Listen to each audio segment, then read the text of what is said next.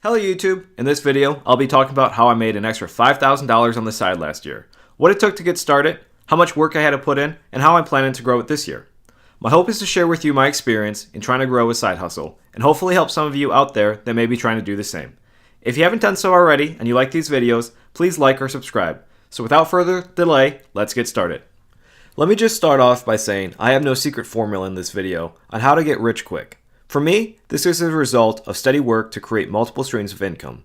And as you can see, my reaching $5,000 was accumulation of slow but steady income from my various side hustles. While I do think everything I'll talk about is doable, each is going to take a level of consistency and discipline to see results, especially if you're just starting out like me. The lion's share of my side hustle last year was getting my feet wet in the gig economy and joining as an independent contractor shopping for Shipt.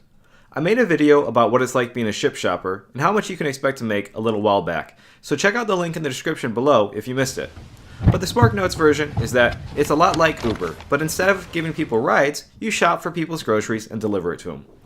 Now I started shopping in June of 2018, typically on the weekends or after work as my schedule allowed. And there were definitely some weeks where I just didn't shop at all due to vacation or me just not feeling like it. I ended up making 112 deliveries last year, bringing in a total of $2,662.79, which averages to about $23.77 per order. I'm pretty happy with this, as it doesn't really feel like work to me, and I'm able to have 100% control over when I shop or not, which is the only way I'd be able to work another job. If this is something you think you might be interested in, you'll need to have access to a smartphone with the Shipt Shopper app installed, reliable transportation with proof of insurance, and the ability to pass a background check. You can check out their website for more details on the specific requirements. There's a couple of videos I did watch that helped me get through the interview process that I'll link in the description below if you want to check them out. So shout out to Learn What's in Front of You for posting such awesome content. In my opinion, this is a low to moderate effort side hustle. You'll have to provide good service to your customers to earn larger tips and work your way through traffic, but if you know how to grocery shop, you pretty much know how to do this. You're paid every Friday via direct deposit through the app, and how much you're paid depends on the number and size of the orders that you choose to shop. With my schedule, I'm able to reliably target to make an extra $400 to $500 a month through this side hustle. Now the biggest pro for me, as I mentioned before, is having the flexibility to choose when I work. Having weekly direct deposit makes the whole payment process convenient and quick. Some of the downsides, however, are that there is no reimbursement for gas, and the availability of contracts to shop can sometimes be inconsistent. By and large, however, I have found this to be a fun side hustle where I can make some extra money to invest in some of the other side hustles I'm going to tell you about. Speaking about shopping, this brings me to my second and more preferred income stream, banking. Now, like many of you, I've had a bank account since I was in grade school. I went with my mom one day to set up an account, and I never questioned it since.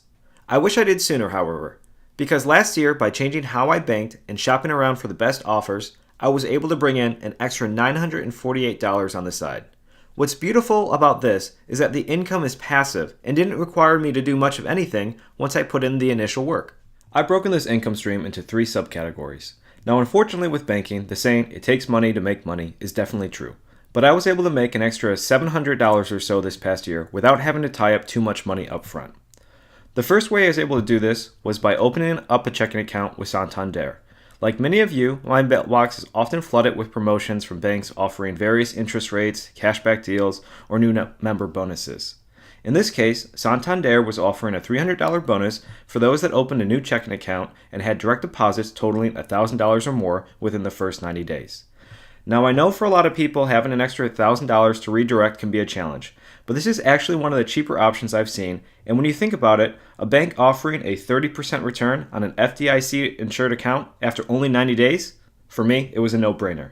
And if you're following along, one of the things you could do is use your Shipt earnings to fund this account. As I mentioned before, I typically bring in $400 to $500 a month with Shipt, which would meet this promotion's $1,000 requirement and be the beginnings of turning my side hustle money into more side hustle money. As you may have noticed, I'm trying to give you realistic expectations and steps to grow your side hustle that would be actually achievable by the average person with an investment of some effort. If you're finding this content valuable so far, I would ask that you do me a big favor and like or subscribe, as I'm trying to grow this channel this year and hit 1,000 subscribers by the end of the year. Moving into the second category within banking, I was able to get paid an extra $384 by taking advantage of some of the cashback credit cards the market is currently offering. Now, these cards work by paying you a percentage back of the money you spend using their card. The way I see it is that we all have to spend money to buy the things we need to survive. We might as well get paid for doing so. Now, the card I'm currently using is the Bank of America Cash Rewards card. This card offers a generous 3% cash back for gas purchases, 2% for grocery stores and wholesale clubs, and 1% for everything else. Your rewards never expire, and there is no annual fee for this card, which I'm a huge fan of. In addition, depending on your status with Bank of America, they'll give you anywhere from a 10% to 75% additional bonus on your cashback when you redeem the cashback into their checking or savings account. So if you have $100 in cash and a 50% bonus, you'll ultimately end up with an extra $150 in your account at the end of the day. By using this card for everyday purchases or recurring costs like gas or groceries and paying it off in full every month, the rewards can really add up quickly, and based on your spending patterns, could be a reliable source of a little extra money. Moving into the final category within banking, I was able to make an additional $264 this year by shopping around to find banks with great interest rates. I wish I would have done this sooner, but by switching banks, I've been able to build another small but steady stream of income from the interest which is compounded daily. Unlike the other two categories within banking, which only require you to divert about $1,000 or just spend money as you usually do using a credit card, this category is going to require the most significant amount of money upfront to be viable. The way I started was by moving my emergency fund over, which is definitely a sum of money I want to keep liquid in the event of job loss or a catastrophic event, but is large enough that it could cover about 6 months worth of expenses if needed. By doing this and taking advantage of other vehicles such as IRAs, I've been able to grow this income stream from $16.83 in September to $84.29 this past month. I'm looking to grow this stream to a steady extra $100 a month in 2019, but as it currently stands, these various accounts are bringing in an extra $2.87 a day, or about $19.67 a week. So to sum up, by taking advantage of some of the great promotions banks are offering, getting paid to spend my money on the things I need, and by shopping around to find banks with great interest rates, I was able to bring in just shy of $1,000 last year. This is an area I'm definitely looking to grow, but do recommend you research for yourself, as I'm not a financial advisor and you may be subject to certain tax applications if you choose to do this. Before talking about my third income stream that brought me in an additional $1,200, I'm going to go out of order and talk about income stream number 4, which has only netted me about $227 because I think the methods contained in this category are what a lot of people try to do when they first get started building a side hustle or save a bit of money on the side. Income stream number 4 is a combination of various phone apps. This is where I started my efforts to build a side hustle in 2017 when I was only bringing in an extra $527 that year.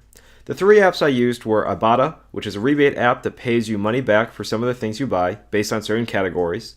The rebates range anywhere from 25 cents to I think I've seen it go up to $8 or $9.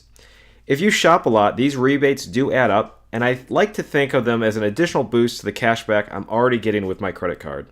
As you can probably guess by my only having made $32 last year, this isn't an app I use a lot, as I tend to buy the same things from week to week that don't often show up on the rebate list.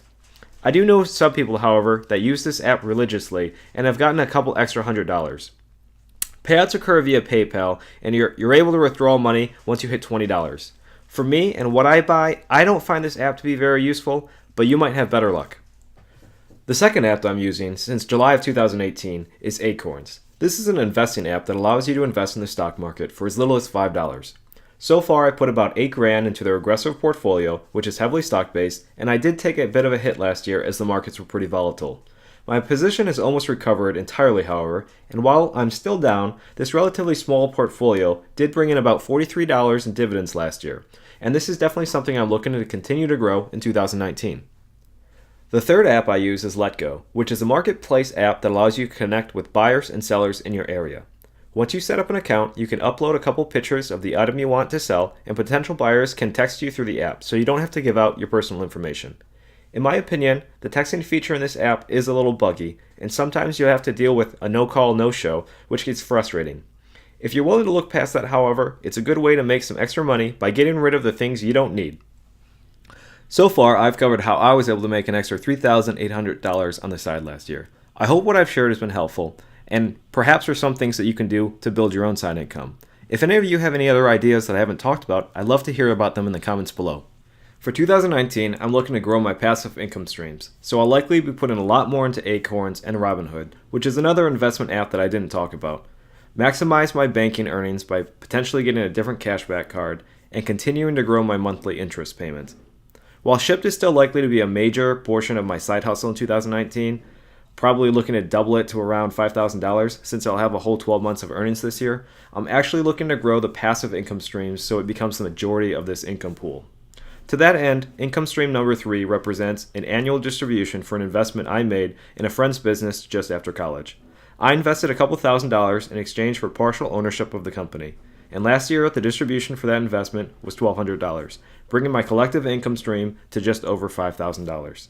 I hope you've enjoyed watching this video and found some of the information useful. If you did, please help me reach my goal and hit that subscribe button, and as always, thanks for watching.